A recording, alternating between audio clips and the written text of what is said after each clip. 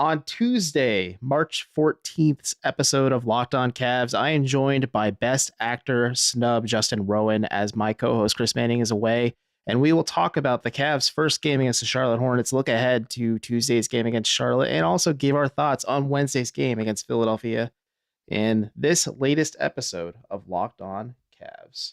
You are Locked On Cavs, your daily Cleveland Cavaliers podcast.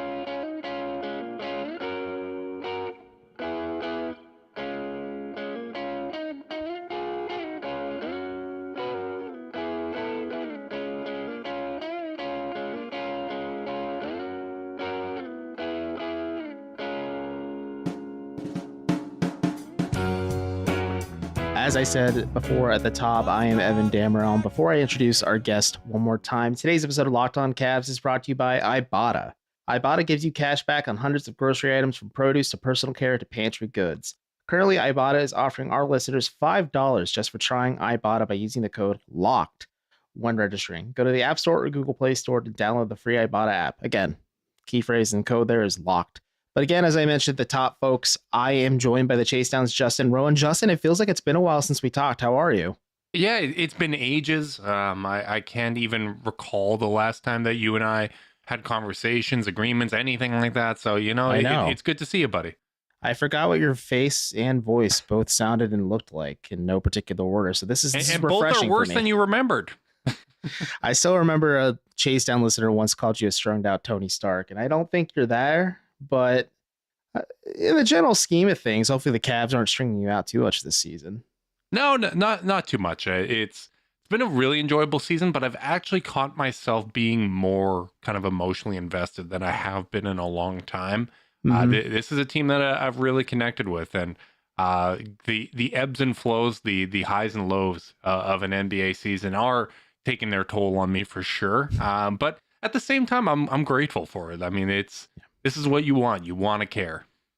And it's funny you mentioned emotional attachment because folks were joking. I was on the Chase Down on Saturday to talk about the lead up to this Hornets game that the Cavs played on Sunday. I'm thinking like the last time I was emotionally attached to a team ever since you said that. And I think it was the first like post LeBron year Cavs squad where it's like Semi Erden, Ryan Holland, Samardo Samuels, Alonzo G. Like it's a grim motley crew there, but I was firmly believing in like the Slim Samardo and like the weight loss and things like that. Like I'm like, yeah, him, Luke Herringody, like the Cavs have a bunch of players here, and boy, guys, and they started off so well, and then they started off well in LeBron's return game, and then just everything started to turn within that game. Verjao got hurt, and everything went sideways. Oh, it absolutely did. And speaking of big men getting hurt, this is a good segue. Thank you for setting me up. The Cavs played without Jared Allen. I think you and I were kind of speculating and maybe wondering what the severity was. So it's good to note that it doesn't seem too serious with those structural damage, but he didn't play against Charlotte on Sunday. He's ruled out Tuesday, as in today's game against Charlotte as well, because of his just recovery and process. Justin, first off, how do you think the Cavs looked without Jared Allen out there versus like Evan Mobley playing the 5, and then you have Lamar Stevens sliding in at the starting 4? I think it looked good when Evan Mobley was out there, but you open yourself up to vulnerabilities, right? Like you get a couple calls that don't necessarily go your way, and all of a sudden Mobley's in foul trouble, and you got to put Robin Lopez out there, or you're really kind of leaning on extended Lamar Stevens minutes, right? Like it just shows the vulnerabilities of this team. And I was curious whether Diakite was going to see some time in that game. I know the Charge had played the night before, so maybe that was a bit of a factor. But I liked his minutes when Jared Allen missed time earlier on. There was the game against Philadelphia that the Cavs won, I believe, as well as the game in Detroit where he really stepped up. So I wouldn't actually hate to see them go to him today against the Hornets. But at the end of the day, I think if Robin Lopez doesn't have to play too much, and Mobley's not in foul trouble, and they just take care of business, they hit their layups and their free throws, you're not going to need to play guys as many minutes against the Charlotte Hornets. So there was a lot of things outside of the Jared Allen absence, but you look at the season-long numbers, on-off differential. It's Darius Garland and Jared Allen that move the needle more than anyone else, and I think it was an important reminder to people just how important Allen's impact is.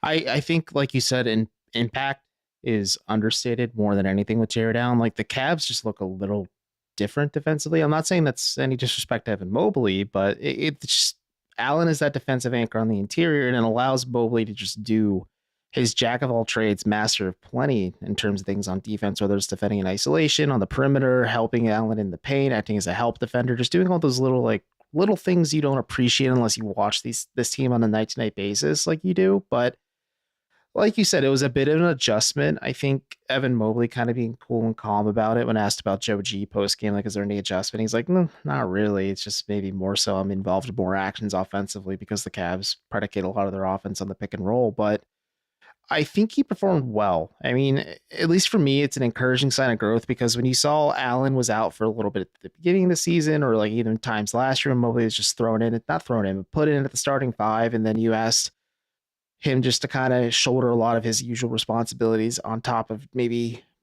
emulating a little bit of what Jared Allen provides you. And there were times, whether it was the beginning of this year or especially last year, like he looked a little overwhelmed being asked to do too much, and maybe having a defensive grinder like Lamar Stevens next to him helps a little bit too. But Mobley looked a lot more comfortable out there. And as you said, like whenever he wasn't in foul trouble, and this game really crystallizes the impact Jared Allen has on this team. But I think more than anything, like Mobley is just so freaking impressive once again when he wasn't dealing with foul issues. And I mean, hats off to Charlotte. They know like he is arguably their best defender period on this roster, and trying to get him in foul trouble is the best way to try and grind yourself way out to a win. But I was at least encouraged in this one. And I think there's a lot of just small mistakes you can clean up as you shift focus to Tuesday's game against the Hornets. Yeah, I agree. And the thing specifically that I really liked about Mobley in this game was he didn't let the absence of calls at the start of game for him offensively deter him from maintaining aggression, right? Because I think there were multiple times where he was trying to initiate contact and wasn't getting the calls. And that's something that can be frustrating, right? Especially if you feel there's a discrepancy in what you're being called for on the other end.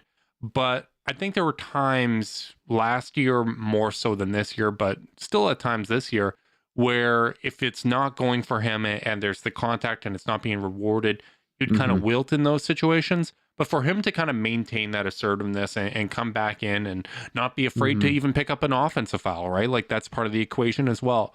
That was really encouraging to me. And you look at single game plus minus, which is a bad stat, but sometimes it's telling, right? Like they outscored Charlotte by 15 points with Mobley on the court. I think that's pretty much the whole story. It was that, and then it was Darius Garland, who they outscored Charlotte by 22 points when he was on the court. Oh, yeah. I mean, Darius was huge in this game as well, and we can touch more on it in the second segment, but I think it was clear there's a little bit of rust just missing that game against Miami, and it took him a little bit just to get right. He had a bit of an injury scare with the hand issue as well just during the game too, and like it wasn't flawless. I think it was an ugly game, and the Cavs are again showing that they're very comfortable playing ugly basketball to win games. But yeah, Darius and Mobley were the straw that stirred the drink in this game, and I mean Donovan Mitchell was great as well. So again, you handle your business against a bad team. You and I talked about this on the Chase Down quite a bit, but like the Hornets have other ambitions in the remainder of this season, and it's not the playoffs. So the Cavs just taking care of business against this team is certainly helpful. Yeah, absolutely. And Mitchell, I thought started really strong, finished strong, and the whole in between was not great for him. There was a couple fast break layups that kind of got him going, and then he had some really big shots when they needed in the clutch. And it's Charlotte. You can take it with as much salt as you want, but getting kind of an overtime, or not an overtime, but a clutch time win on the road is something that the Cavs haven't done a lot of, and they've done that now twice on this road trip where they win 2 games in those situations. So we've seen them lose to teams that they should lose against, to playing down to their competition, and this very well could have been another one of those games, but they really cranked it up in the fourth quarter, and they showed why they're the team with the best fourth quarter net rating in the league. Yeah, absolutely. We'll talk more about just why maybe Justin and I feel comfortable with the Cavs heading into the second game against the Hornets. Also, just maybe some small tweaks and adjustments. I know Justin did a little bit of deep diving on film for his own show, but we can maybe touch a little bit on the defensive aspect of it. But first, got to give a quick word from today's sponsor, Ibotta. Folks, we're always throwing away money at something: kids' school supplies, a new house project. The list goes on and on. It's time to stop spending your hard-earned money without getting anything in return. And this is where Ibotta comes into play. You can earn cash back on every shopping trip with Ibotta. Ibotta gives you the cash back on hundreds of grocery items from produce to personal care to pantry goods. Either link your loyalty account or upload your receipt after you shop and get your cash back. It's that easy.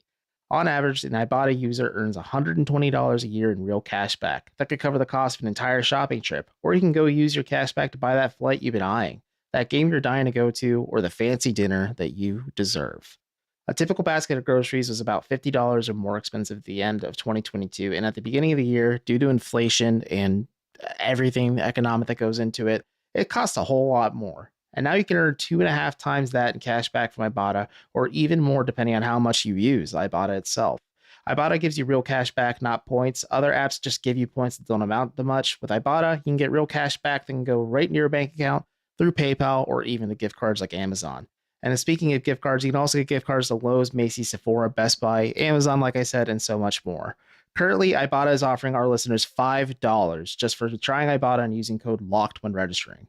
Go to the App Store or Google Play Store, download the free Ibotta app, and use code LOCKED. That's IBOTTA, Ibotta, in the Google Play or App Store, and use promo code LOCKED. All right, we are back with Locked On Cavs and my guest, the Chase Downs, Justin Rowan. And for me, Justin, when looking at this game, there's a lot of encouraging signs, like you said. The fact that midway into the first, Cleveland was down 27-15. You're like, oh, brother. The South Beach flu is still plaguing this roster. The road trip woes are hurting them. A bad team is taking advantage of the Cavs, kind of coming out a little unsteady. And then they found a way to gut it out and win this game. Like, that's encouraging of itself. But for me, this is the obvious no duh solution here, but you want to avoid maybe getting yourself in that hole just because you do have a game against Philadelphia looming the night after, back at home in Cleveland, so you have to travel back for it. So you want to try and take care of business early so you can rest your key guys, whether it's Mobley, Garland, even Mitchell as well, because Allen won't be playing Tuesday night against Charlotte. And you just take care of business there so that you don't have to be scrambling or maybe playing with tired legs when you have to handle a Sixer squad that I believe is coming off rest. Yeah, Philly's going to have 2 days rest coming in. The Cavs just played. That last game against Charlotte was the last time this year where the Cavs will have a rest advantage against a team. And this game against Philadelphia is the last time they're going to have a rest disadvantage. They're going to have at least 1 day off before every game from here on out. Mm-hmm. And not only is the game against Philadelphia important and you want to play well against Charlotte for that, getting a win here against Charlotte is really important when you're looking at just how many games are left of the regular season.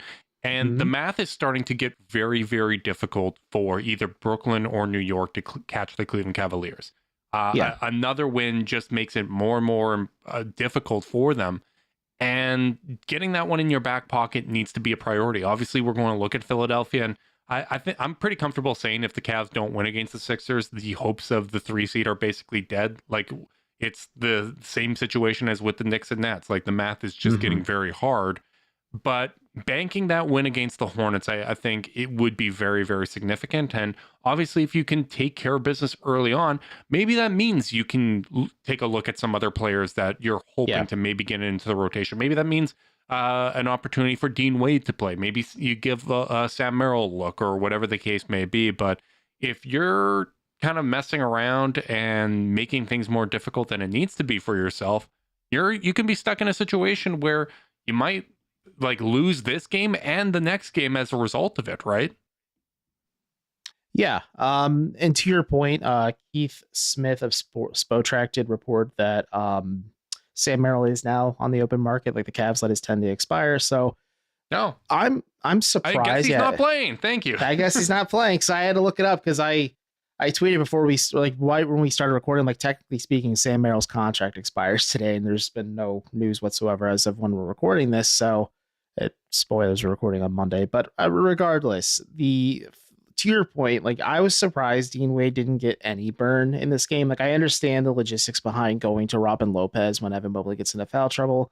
You're trying to win games, and I know it's such a hard balancing act for JB Bickerstaff to find minutes and opportunities to get guys right and in the flow of things again. But yeah, this could be an opportunity to do that if you just kind of take care of business against the Hornets now, so you're not letting them kind of fight and scrap with you for the first 3-ish quarters, then eventually you pull away in the fourth a little bit there. So I agree with you. Like it's interesting. I think a lot about our conversation about how maybe this is, hey, we give more minutes to Caris LeVert to see if this works more functionally with like Donovan and Darius in certain lineups and rotations, rather than maybe trying to force Ricky Rubio to get hit right out there too when you might have something cookie with Caris LeVert, because LeVert's been playing pretty well since the turn of the calendar in March. Like he's been pretty solid for him. And as my co-host pointed out on during Sunday's game, like he's stepped up a lot and done a lot of what the Cavs have asked him to do and then some. And that's pretty refreshing when you have a guy who is in a contract here and maybe could be looking out for his best interest, but rather would help the team win. And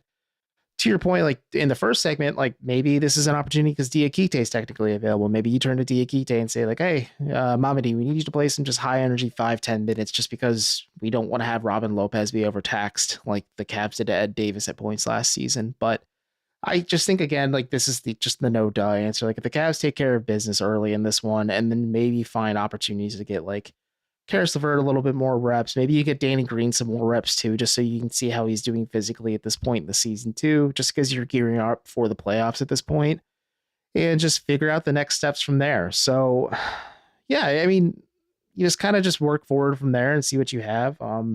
I wonder if maybe not bringing Sam Merrill back on another 10-day means Cleveland is like, okay, maybe we should address the big man concern.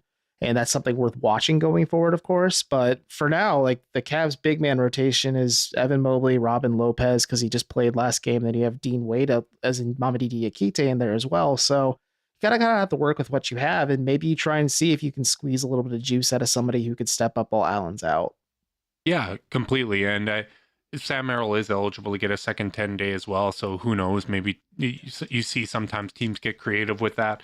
But I think you pointing out the impact of both Ricky Rubio and Caris LeVert is really important, right? Like that's what you want to see down the stretch is can some of the supporting cast get going, right? Can they find a groove? And I think both Ricky and Caris having a good game within the same game is an encouraging sign as well, right? Because one of the things you and I talked about when you were on the chase down was does Ricky need to play less to get Caris more ball handling reps so that he can be a little more productive, because he seems to do better when one guard is out.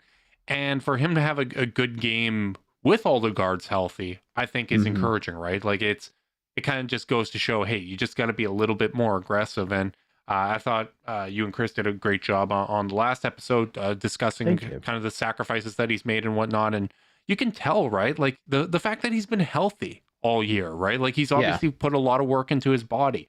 The way that he's contributed in all those other areas. What you want to see is just for the scoring to get to the averages that it was at for his entire career, right? Like it's the mid-range shooting being so much worse than his career averages, and some of the finishing, like that just shouldn't be the case. I understand that the Cavs operate in a bit of a phone booth a lot of the times in terms of spacing, and the only people that do well in a phone booth apparently is Superman, Darius Garland, and Donovan Mitchell. But outside of that, like you'd like to see Caris get like a little more assertive and take the shots when they're there, because he is one of their easiest paths to increasing their offensive ceiling. When he's clicking, it makes things a whole lot easier. Yeah, I absolutely agree. Like it is tricky because Caris has done a lot to adapt his game to just the flow of how the Cavs function. I think the fit was always a lot more clear when Colin Sexton and Ricky Rubio were down last year. And you're like, okay, Caris, we need you just to handle some of the pressure that Darius Garland faces defensively and help Darius just get cleaner looks on offense. And this year, you go for the thermonuclear option in Donovan Mitchell, and like the fit between him and Garland has been seamless. And Rubio is coming along, but he looks good at times. But to your point, to Chris's point, to the chase down and locked on Cavs point, like LeVert hasn't complained about his role. He hasn't been a guy who rocks the boat at all whatsoever about this. And I think giving him a longer, I mean, he has a plenty long of a leash. He averages probably the fifth most minutes out of just any of the players on Cleveland's roster, fifth or sixth. And he is penciled in as Cleveland's sixth man. I'd say penned in as Cleveland's sixth man at this point. And it's just super encouraging to see him adapt to these roles again, while in a contract year. And maybe it's the added luxury of knowing, hey, maybe Cleveland really does want to keep me around and I want to stay here too, so I might as well perform for these guys. But it's interesting to see how you can make it work. And as you had noted, like the chase to catch Philly is kind of fleeting a little bit. You're maintaining distance with New York and Brooklyn, which is helpful. I think that game against New York is going to be very important coming up on the docket as well, too. But, and also the 2 games against Brooklyn next week as well. But the fact that you're able to kind of create this gap and also maybe find ways to get guys more comfortable come playoff time, it's an odd, rather unique situation to be in if you're Cleveland. And I think it's kind of fun to watch this unfold, but LeVert's he's been a stud for as of late for Cleveland. And I have been more than willing now to say, I'm going to eat crow, and I'm warming up to the idea of the Cavs keeping him around, not just as a trade chip, but as a guy who can be a contributor for a possible playoff, or not a possible playoff team, and a possible contender. Yeah, my biggest thing with Caris LeVert is like the bind that the team was in looking at the trade deadline, and we had talked about this before it happened, was Caris is somebody that makes sense off the bench if you have shooting, right? Like I think if you have shooting and if you have a pick and roll big man that's making use of his playmaking skills and the fact that he is a very good pick and roll ball handler. But at the same time, he was probably your cleanest path to adding a shooter at the trade deadline, right? Like he was going to be that guy that had the most value. But if you can get into the offseason where, you're adding a shooter with the mid-level exception, you have Dean Wade recovered after an offseason, kind of getting back to the shooting form that you'd hope. Maybe Danny Green's back and he looks better after year 2 ACL. You have a decision to make with Jetty Osman and his contract, whether you're opting in or not. And potentially you could use that as a trade chip as well, right? If you're bringing in multiple shooters and you're getting improvements, right, from Dean Wade getting healthier, Isaac Okoro continuing to improve as a shooter, there's a world where Caris LeVert as a bench ball handler does make a lot of sense, right? And you're going to have to make some decisions with Ricky Rubio there as well in terms of whose minutes you prioritize. But it's tough because I've been a Caris defender and supporter. I wanted them to bring him in prior to the trade deadline. It has been an awkward fit, but I think it's an awkward fit because of other team needs. And when you're in a salary cap sport, right, like you have to make really, really tough decisions and evaluations in these spots. Yeah, I absolutely agree. And we can talk more about this in the next segment. So we got to hit pause real quick to give a quick word from today's other sponsor as I pull up the overlay. Wrong one. There we go. Today's episode of Locked On Cavs is brought to you by FanDuel. The end of the NBA regular season is here, and now is the perfect time to download FanDuel, America's #1 sportsbook. New customers get a no-sweat first bet up to $1,000 if you join today, and that includes bonus bets back if your first bet doesn't win. Just download the FanDuel Sportsbook app. It's safe, secure, and super easy to use. Then you can start and bet on everything from money line to point scores and threes drained. A bet I like, and I know that Chris likes too because he mentions it all the time, is building parlays of 20-plus point scores, and that's a fun way to pick through different matchups. And with the playoffs coming, I love the Nuggets at plus 800. That's a team that's fully capable of going off and winning it all, and you can get that at 8-1 right now. FanDuel lets you combine your bets for a bigger payout with the same game parlay. So don't miss the action and chance to get in on with your no-sweat first bonus up to $1,000 in bonus bets when you go to FanDuel.com/lockedon. That's FanDuel.com/lockedon to learn more. Make every moment more with FanDuel, the official sports betting partner of the NBA and the Locked On Podcast Network. All right, folks, I am back with Justin Rowan again. Justin, let's talk a little bit more about Caris LeVert, because I think I agree with you, and there is an actuality and reality. Like, I understand the angst and disappointment of not prioritizing shooting, but the Cavs are making it work for the most part. They are one of the top teams in net rating. I believe they are the top team in net rating, especially in the fourth quarter, as you had mentioned. And a lot of credit goes to JP Bickerstaff for making a lot of odd pieces function and flow together, especially when a lot of them aren't defensive first pieces. Sure, having Mobley and Allen and Okoro helps a lot with this metric, but I agree. Like, if you kind of make Caris LeVert like your bigger body guard that's coming off the bench as your primary ball handler, I'm not saying like James Harden like role, but maybe like that 6-man Thunder role that Harden had, where you're like, okay, Caris, we want you to soak up a lot of opportunities with shots, but also we have enough trust in your vision and playmaking to get some of these shooters some clean looks. And if LeVert continues to be comfortable in this role, I think this does shift the notion a lot for the offseason coming up, where you can obviously prioritize some quality big man depth behind Allen and Mobley just to not overtax them as much. but also find some shooting just to make life easier for everybody else on the roster, just because it's a premium commodity in the NBA. And I think it makes sense for the Cavs maybe not to blow through some of their assets at the deadline just so they can keep the powder clean when this offseason rolls around. Yeah, I mean, the great irony of all this is that sixth-man role you're describing is exactly what a lot of people had with Colin Sexton for a very long time, right? That hey, he's actually a pretty decent pick-and-roll ball handler. He can provide that supplemental playmaking.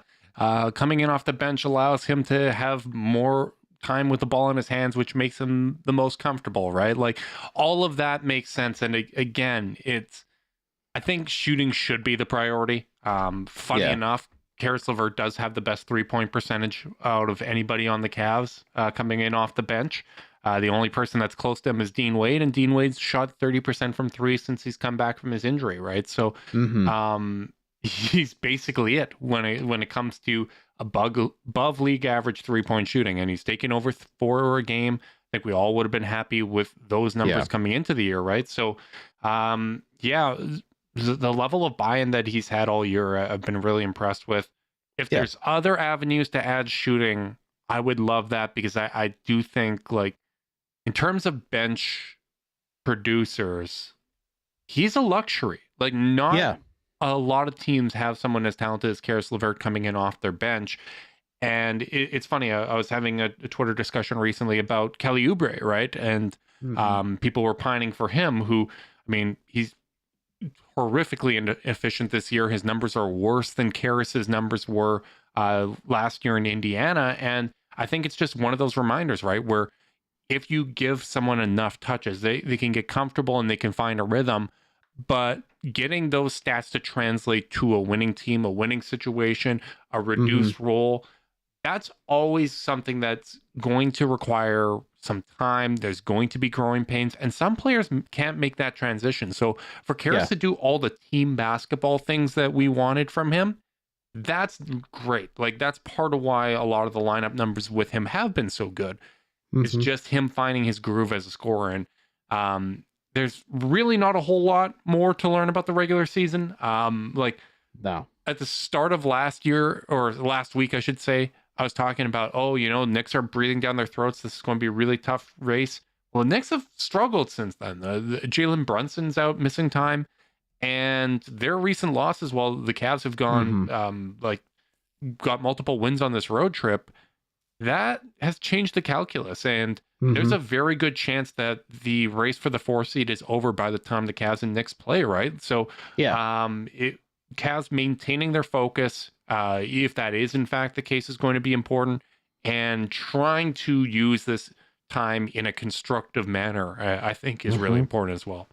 And I agree with you. I don't think there's much, if anything, that we need to learn more about this Cavs team, or pretty much any team in the NBA at this point, just because a lot of teams are just shifting their focus to the playoffs, whether they want to admit it or not. But in terms of just maybe final lessons we could pull from this Cavs team, do you have a lot of weight on Wednesday's game against Philly? Or do you just kind of think like, if they show up, that's great. If not, it's not going to really mess things up in the grand scheme of things? Because especially, again, they do play the Hornets on Tuesday night. Like, if they're able to get that win against Charlotte in their back pocket, like, this game against Philly maybe doesn't carry as much weight in the race for the 4th seed.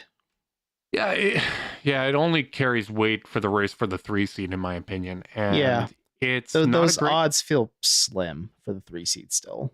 They do. I think, if the Cavs win that game and go like 9-3 down the stretch, right? So that would be including the 2 wins.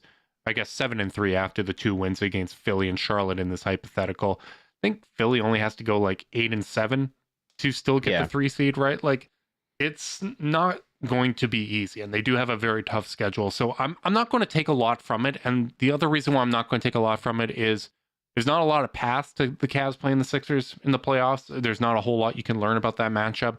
Unless they're playing in the Eastern Conference Finals, and at that point, it's gravy season. Like, I don't care, right? Like, if we lose to them, we lose to them. You're playing with house money if you're playing the Sixers in the conference, any team in the conference finals, really. Right, and things would have gone pretty damn wild. That would be a great scenario, but no, I'm not taking a whole lot from it. But we should also, just because it is a rest disadvantage game, it's worth noting we've been in Charlotte the whole time here, so there isn't travel in between these games. That helps. Charlotte was on the second night of a back-to-back against the Cavs. Of course, they were home for the back-to-back, but it goes to show, right? Like, you can still hit shots. You can still have a good game, even though you're on a back-to-back. And Cavs have won some of these schedule disadvantage games as well, right? Yeah. So if they come out and they play well at home and they get a win there, I think that would be significant. It raises the ceiling of what this regular season achievement can be. But at the same time, like, it's not going to change how I think about how the Cavs match up against Philly in a series. Yeah. It doesn't change a whole lot in either direction. I'm doing a terrible job selling it, but it's... Oh, no, I think it's just like... It's the last of the weird regular season games, right? Yeah. It's the last back-to-back of the year. So I'm just happy that stretch of the year is over. I wholeheartedly agree with you. Like, I think it's going to be a fun, competitive game no matter what. Like, I think the basketball fan in me is going to have until Harden and Embiid do Harden and Embiid things. But from the pure optics standpoint, like, this is a two very talented teams going blow for blow with each other. Like, the Cavs try to prove they belong, and the Sixers trying to prove that they belong in, like, the title conversation, of course. But, like, that aspect of it's going to be fun. But like you said, there's not really a clear path unless something just incredible happens where Philly just ascends. But, like, unless it's the conference finals and it's Cavs Sixers, like you said, and I agree with you, it's house money at that point. Like, Cleveland didn't expect to go that far, I would assume. Like, obviously, as any team entering the playoffs, your goal is to win the championship no matter what, and you hope to fight and put out a fight every step of the way. But yeah, you're just playing with house money at that point, and it's just a learning experience, and, like, you just throw it up and see how it goes. And looking at how things went, Cleveland went 3-1 against Boston this year. They went 2-2 against Milwaukee this season. Like, those are the likely paths that you have to go through to get to the Eastern Conference Finals. And, like, those are a little bit more intriguing to me. And I think those are, like, there's not a lot of stock, obviously, you can take from regular season games. Like, you can find glimpses and pieces and maybe piece it together and, like, try and somehow find something that works. Similar to, like, Charlie Kelly piecing together all the newspaper clips in that situation. But other than that, like, I hope to enjoy this game. Like, I'll be there covering it in person, like I tend to do, and it'll be fun to see just the optics of it, because, like, I know, like, it's just fun, and I know, like, we're both maybe underselling the significance of this game, but again, if the Cavs take care of business against Charlotte on Tuesday night, they are coming in a little less stressed in the grand scheme of things. Like, yeah, sure, the 3 seed could be within grasp, but as Justin noted, Philly can go 8-7. Like, that's a lot of opportunity for mistakes, and that's a pretty large margin for error as well for Philly. So, like, they could kind of muck things up and still find a way to squeak in the 3 seed, and maybe Cleveland gives himself a puncher's chance, but it, again, just feels more and more likely they're locked into 4. And I'm very intrigued about when they play the Nets next week, and then when they play New York after that to kind of close out the season.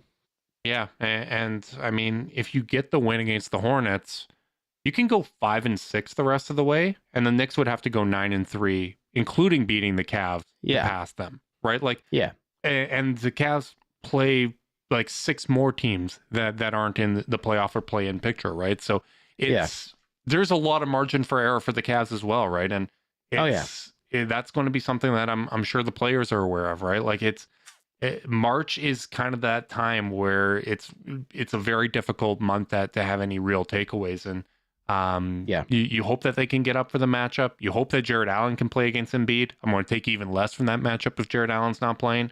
But, you know, to this point, the Cavs have actually held Embiid to his lowest points per game against any team. So some of that was Diakite in the first matchup and no Harden or Maxey, so they were able to kind of cheat over on him. But even the game against Jared Allen, like, people were talking about how he killed them, but he had 29 points on 40% shooting, right? Like, it's the standard of what quote unquote stopping Joel Embiid is, like, there is no stopping him. You're going to be Charlie Kelly trying to figure out who Pepe Sylvia is, right? Like, there is no Joel Embiid stopper. We know that. We shouldn't be corny and try to do what Raptors fans did with the LeBron stoppers. I was of all gonna those say, years. like, the DeMar LeBron Carroll stoppers doesn't exist. Like, PJ Tucker, DeMar Carroll, they just go. Yeah, he's an MVP caliber player, and probably actually has a really good shot now that Jokic is sliding a little bit and the Nuggets don't seem as special. So it's going to be a tough matchup, but for me, like, I just want to see the Cavs take care of business from here on out. Yeah. Like, they got a good statement win in Miami. Got a win here against Charlotte. If you win this other game and you go 3-1 on this road trip, I'm pretty happy with that. And Oh yeah. they don't have to do anything spectacular from here on out to maintain the 4 seed. No, you and I are in absolute agreement. It's going to be a fun game either way. Chris will be back for that one to talk with me about it. But Justin, before we head out of here, tell everyone where they can find you. I'm sure they listen to the Chase Down after they listen to the Locked On Cavs or whichever order. If you listen to this show, we thank you for us being your first listen. But Justin, tell them what you got going on, man. Tell them about your bout of insanity with Film Breakdown. Yeah, if you want a second listen, I'll take Chris's role there. We're going live Chase Down podcast tonight. It'll be up in the feeds whenever you're listening to this. Carter Rodriguez makes his return, and I'm going to share my theory about some of the corner 3-point shooting numbers that the Cavs have given up this year, and one lineup in particular where that seems to occur. So I still think luck is a big factor in this. There's a lot of noise still. There's always noise in 3-point shooting. I think Chris pointed that out recently as well.